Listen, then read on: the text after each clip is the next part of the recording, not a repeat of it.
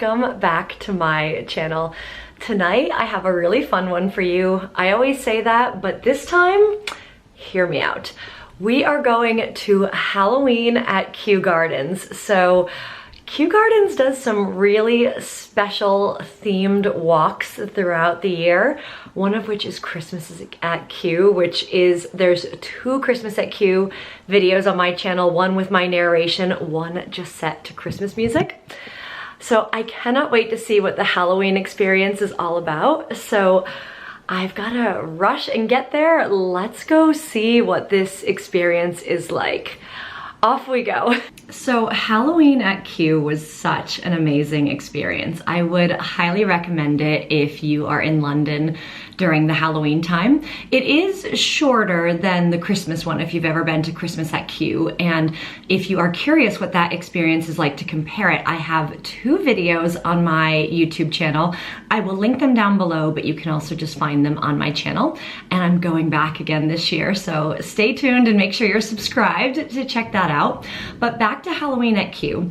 So it's really lovely. They use all the different assets of Kew Gardens, so you can see that there's all this beautiful lighting on the trees. They have stops for food. We had a really wonderful hot chocolate. I had mine spiked with a bit of Bailey's, as you do, and of course with a lot of whipped cream on top. So there's all these kind of food options: burgers, mac and cheese, chicken tenders. There's vegetarian options as well that I saw. We didn't get any food, we just enjoyed our hot chocolates and the walk. And what was nice about this, so this is primarily an event I would say that's organized around kids and families. So it's not a Halloween walk where people are gonna jump out of nowhere and scare the living daylights out of you. There's like some eerie spookiness to it, which maybe could be depending on your kids and the age of them.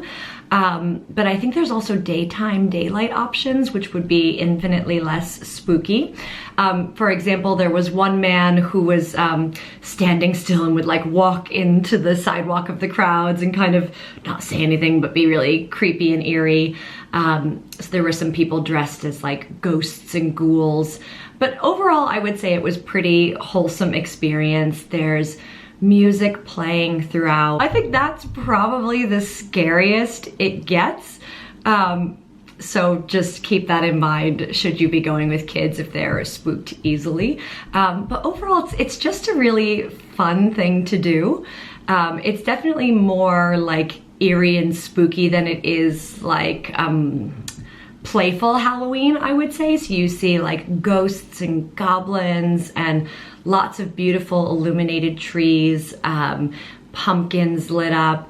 There's also a really incredible, there was a woman who was doing fire performances as well, which you'll see coming up in the video. So yeah, I just thoroughly enjoyed it.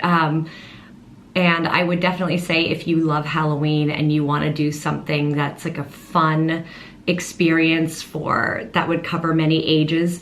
The only piece I would say is, you do need to be able to walk or push a buggy through the trail, but it's a paved kind of trail situation that you're walking on. It is dark, so if you don't have the best eyesight, maybe you want to bring like a little flashlight or use the torchlight on your phone, but I think they do a really good job trying to kind of keep it as safe an experience as possible.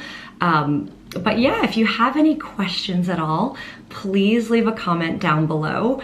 Let me know. And now I'm just gonna shift to playing some fun and spooky Halloween music so you can enjoy the rest of the walk.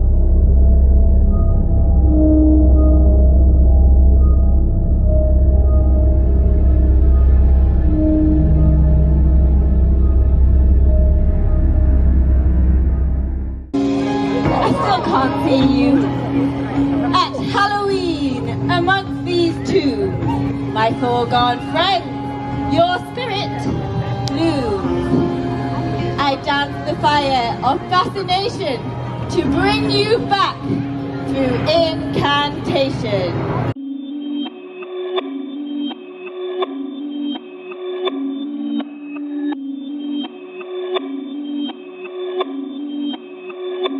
Perfect.